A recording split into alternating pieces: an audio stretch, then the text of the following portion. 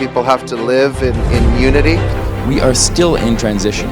Civil society has been decimated. Of course, we rely on media. And I think the government has not done enough. The international community has failed to respond. No place in the world is perfect.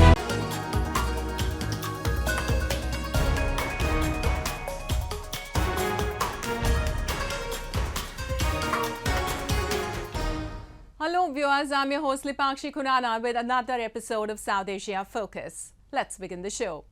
In the midst of another industrial revolution, India shines as a model of environmental awareness. India is committed to sustainability, focusing on its shift towards eco-friendly transportation.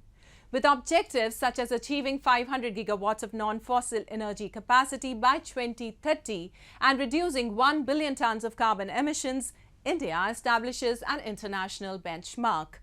The story delves into the adoption of electric vehicles, both private and public, the electrification of trains, and India's inspiring path towards a more environment-friendly tomorrow.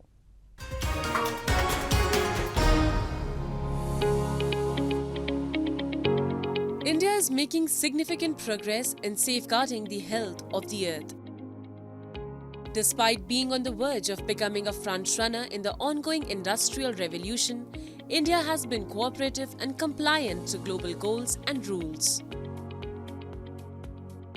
Unlike the Western countries and others that disregarded human well-being, India has actively participated in the global effort to decrease carbon emissions.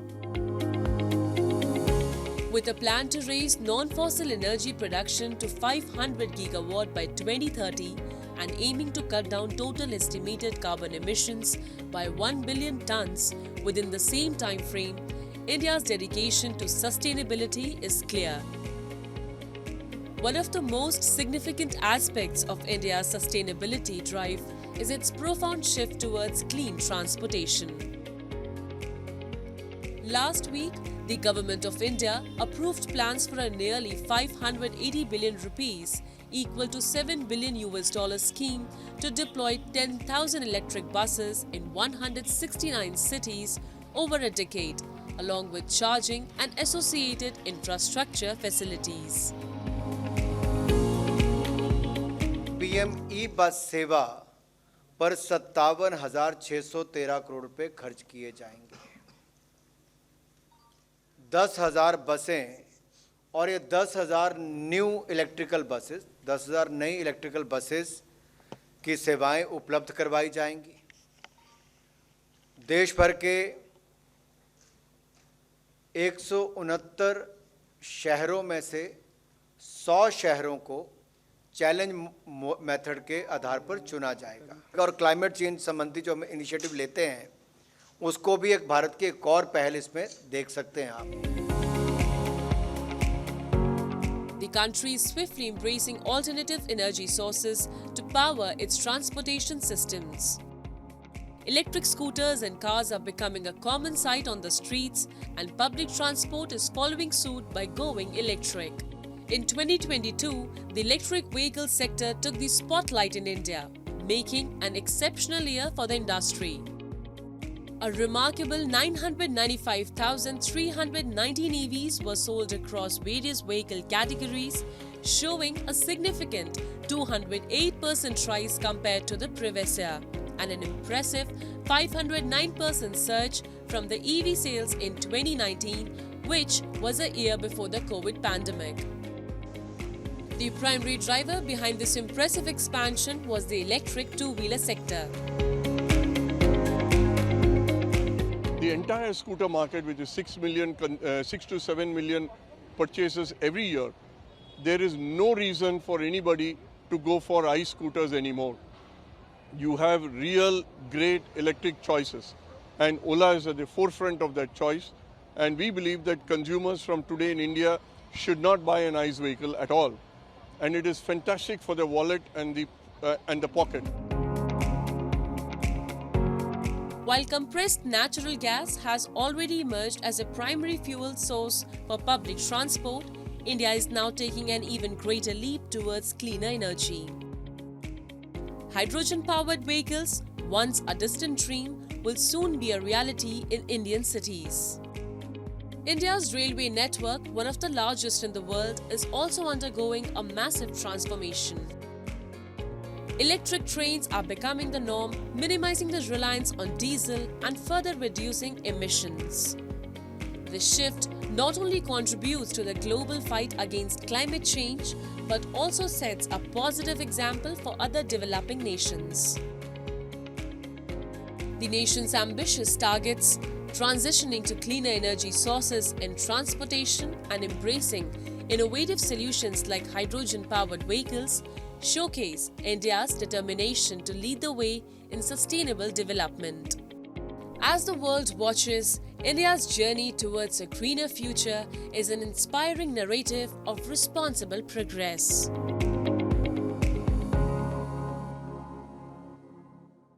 Moving on, minorities cried as Pakistan burnt in the name of blasphemy last week. Churches were vandalized and houses were set on fire, leaving several injured and homeless. Although this is not an exclusive or first occurrence of its type, the latest attack by an increasingly emboldened radical Pakistani mob has left everyone deeply alarmed. The targeted assault on a vulnerable minority has reignited fear. And as usual, the government's response has been minimalistic, offering no real deterrence against such acts.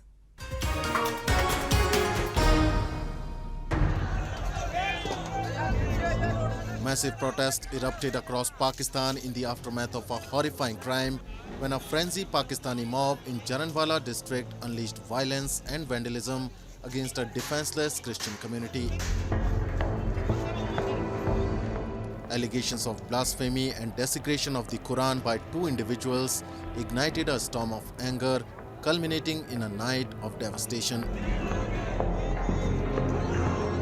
It seemed as if the entire country was devoid of law and order as an unrestrained mob proceeded to set ablaze a total of 4 churches. Alongside this wave of violence, the homes of Christians were vandalized and left in ruins, amplifying concerns about the escalating communal strife. The minorities who already accuse the government of being discriminatory towards their rights and safety say they have nowhere to go to and no one to look to. ਜਦੋਂ ਵੇਖਿਆ ਮੇਰਾ ਦਿਲ ਜਿਹੜਾ ਨਾ ਦੇਦਾ ਜਿੱਦਾਂ ਮੈਂ ਡਿੱਗਣ ਲੱਗਾ ਵਾਂ ਮੈਂ ਉਦੋਂ ਬਾਹਰ ਨਿਕਲ ਗਿਆ ਵੇਖ ਕੇ ਤੁਹਾਡਾ ਕੀ ਕਸੂਰ ਸੀ ਉਹਨਾਂ ਨੂੰ ਪੁੱਛਣਾ ਸੀ ਨਾ ਸਾਡਾ ਤਾਂ ਕਸੂਰ ਕੋਈ ਨਹੀਂ ਹੈਗਾ ਲੇਕਿਨ ਹੁਣ ਸਾਡੇ ਨਾਲ ਜੋ ਕੀਤਾ ਜਾਂ ਹੋਇਆ ਇਹ ਤਾਂ ਜਾਇਜ਼ਤੀ ਹੋਈ ਸਾਡੇ ਨਾਲ Law enforcement agencies, which many accused were not swift enough, said they had arrested most of those who were engaged in these attacks. The blasphemy accusations, though not new to the region, have once again exposed the fragility of Pakistan's social fabric. The mere insinuation of blasphemy has the capacity to transform simmering tensions into full-blown conflicts, as evidenced by the tragic events of the past. Critics often point out that Pakistan's response to Islamic radicals targeting minorities repeatedly has been lacking in assertiveness. These radicals seem to deliberately target minorities to maintain their relevance in ongoing discussions. Even after this tragedy of momentous magnitude, no change in the attitudes has been witnessed. हमारे ताल्लुकात अच्छे थे मगर उन्होंने जो उनसे बेहरमती की है ना ये नहीं करनी चाहिए इस वजह से हमारे मामला बहुत ज़्यादा बिगड़ गए हैं और रेंजर आई हुई है पुलिस आई हुई है उनकी वजह से बहुत हंगामे हुए हैं और इधर लड़ाई झगड़े इधर आग लगाई हुई है बहुत ताल्लुकात ख़राब हो गए अब One recalls the gruesome fate of a Sri Lankan man whose alleged blasphemy in the recent past led to his brutal murder and the desecration of his remains by an enraged mob. Whether it is the case of Asia Bibi or repeated vandalism of Hindu temples or churches, the minorities in Pakistan never feel safe. Pakistan's legal framework too hasn't been effective enough in creating any form of deterrence. The nation's historical context, including the colonial era blasphemy laws, has contributed to a polarized environment. The subsequent evolution of these laws, coupled with the rising influence of radical sentiments, has resulted in a powder keg scenario. The international community's symbolic statements haven't done enough either. Violence or the threat of violence is never an acceptable form of expression, and we urge Pakistani authorities to conduct a full investigation into these allegations and call for calm for all of those involved. And while authorities grapple with the immediate aftermath, questions loom about the broader implications for Pakistan's future. The recurring pattern of communal violence and the ominous potency of blasphemy allegations raise concerns about the nation's stability and the challenges it faces in navigating this terrain that has been self-created.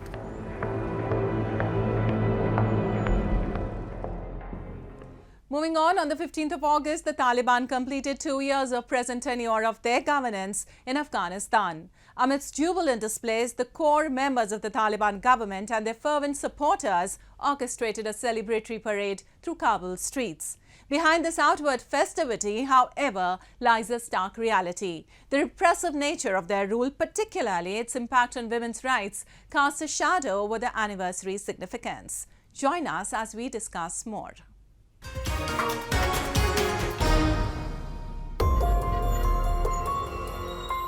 As the Taliban celebrated their 2-year rule anniversary, the streets of Kabul were awash with their supporters, carrying flags and marching in a grand parade. A mix of Taliban leaders, from those who put up resistance against the US-led NATO forces to those who joined the group recently, brandished guns and wore big smiles while passing through the streets of capital Kabul. الحمدلله افضل میشه که ما در جهاد اشتراک کردیم بسیار رضا بودم فهمید ریش نبود که از طریق مدرسه ما رفتم در جهاد دیگه بسیار مشکلات ها دیدیم بسیار اندیوالا شهید شده در این راه اسلامی بسیار شهید شدیم امروز بسیار خوشحال هستیم که امریکا از این اشغال خلاص کردیم دیگه الحمدلله بسیار زیاد خوشحال هستیم. While the Taliban touted their success, the truth was that their rule had been characterized by stringent restrictions and human rights violations, particularly against women. The most affected by the Taliban's rule have been women. Their movement was curtailed and they have been barred from pursuing education and professional aspirations. UN Global Education Envoy Gordon Brown decried the Taliban's actions as a worst form of atrocities. This is the worst example of the abuse of human rights against girls and women around the world. And if we allow this to happen and continue with impunity, then others may try to do exactly the same. And we cannot allow the message to be sent out that there is any equanimity, there is any moral equivalence about allowing girls to be denied these rights. We are determined that these girls have these rights. While expressing hope, Brown also pointed out that only a small radical faction within the Taliban was responsible for these draconian policies, while a larger section of the government advocated for granting more rights to women. I believe there's a split within the regime. I believe that there are many people in the education ministry and around the government who want to see the rights of girls restored to education. But I believe that the clerics in Kandahar have stood firmly against that and indeed continue to issue instructions, the latest being that girls cannot visit or women cannot visit public places, including cemeteries where loved ones are buried. So I believe that the pressure that I'm asking that be stepped up, particularly by the leaders of Muslim-majority countries, could be effective.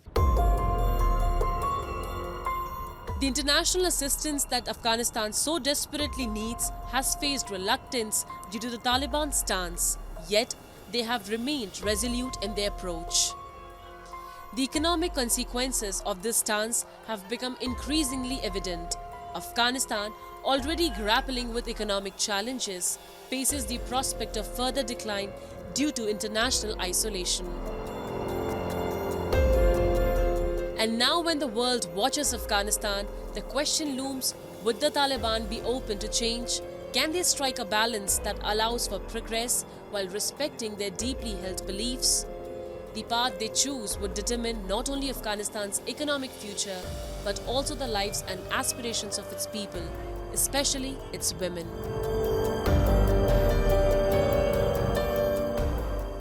And time now for Asia This Week, the stories from across the continent.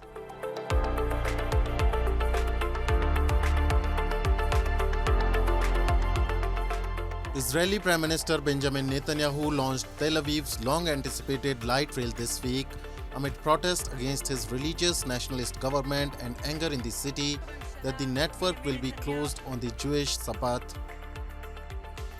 Police held back anti-government demonstrators as Netanyahu took the maiden ride on the Red Line, but the sounds of protesters blowing horns and chanting were heard loudly as he stepped out of a carriage to cut a ribbon during the inauguration ceremony.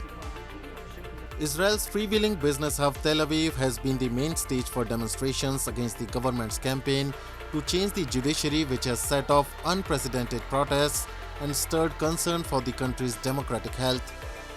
Tel Aviv's veteran mayor Ron Huldai boycotted the event even though he has waited for 23 years for a light rail to slice through the congested metropolis, which including Tel Aviv's neighboring towns is home to more than 1.2 million.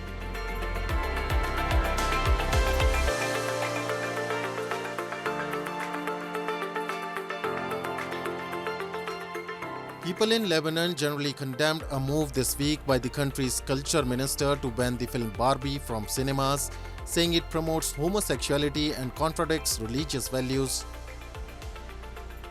Minister Mohammad Muqtada is backed by powerful Shiite armed group Hezbollah, whose head Syed Hassan Nasrallah has ramped up his rhetoric against the LGBT community, referring in a recent speech to Islamic texts that calls for punishing offenders with death. Muqtada's decision said the film was found to promote homosexuality and sexual transformation and contradicts values of faith and morality by diminishing the importance of the family unit. Based on Muqtada's move, Interior Minister Bassam Maulvi in turn asked General Security's Censorship Committee, which falls under the Interior Ministry and is traditionally responsible for censorship decisions, to review the film and give its recommendation. Kuwait followed in Lebanon's footsteps later in the day, saying it had banned Barbie and supernatural horror film Talk to Me to protect public ethics and social traditions. Meanwhile, Barbie posters were on display in Saudi Arabia and the UAE, where the film was released.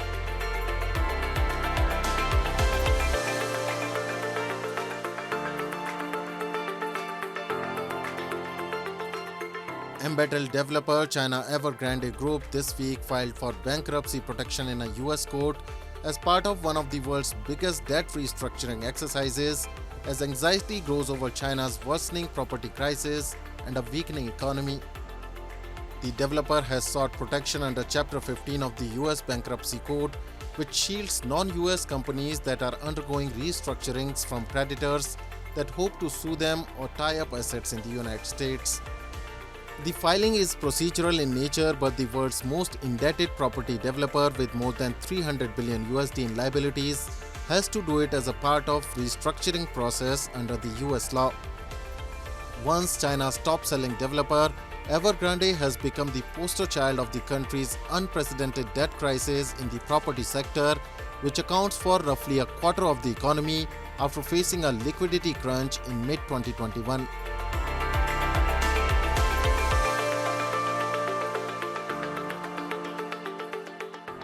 Moving on, boat races remain one of the most splendid customs that continue to flourish in Kerala.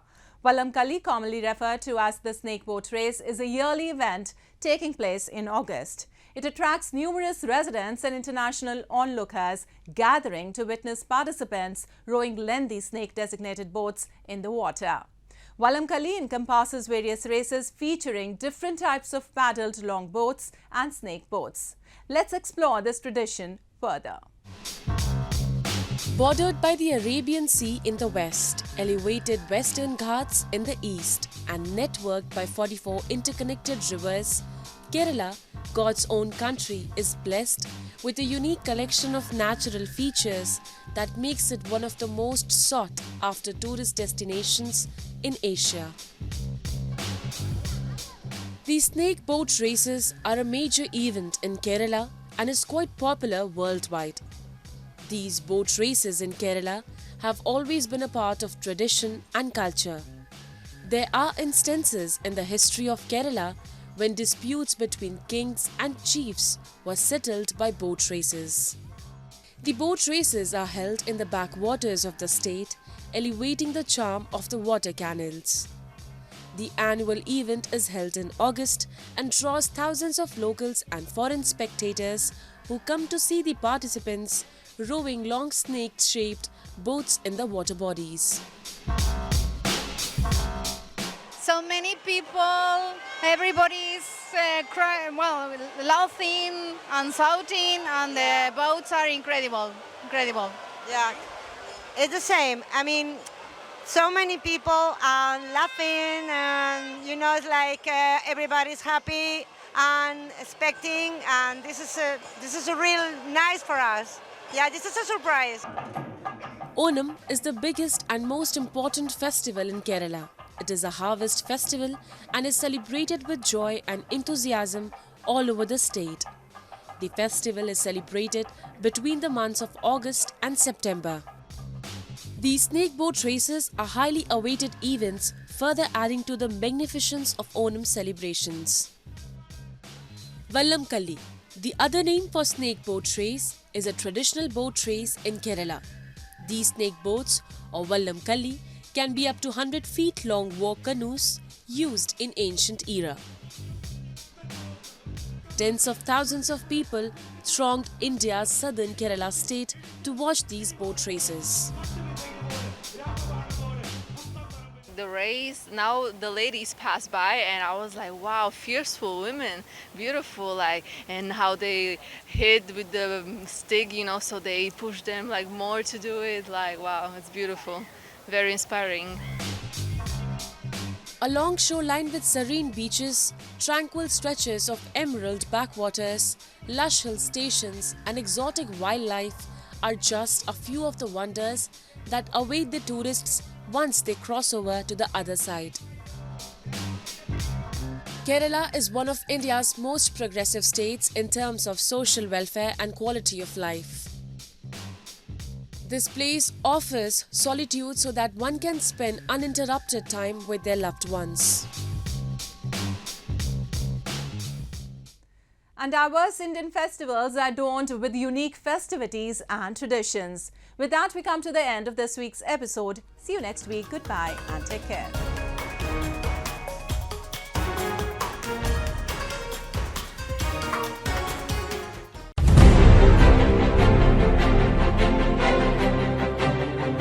People have to live in unity.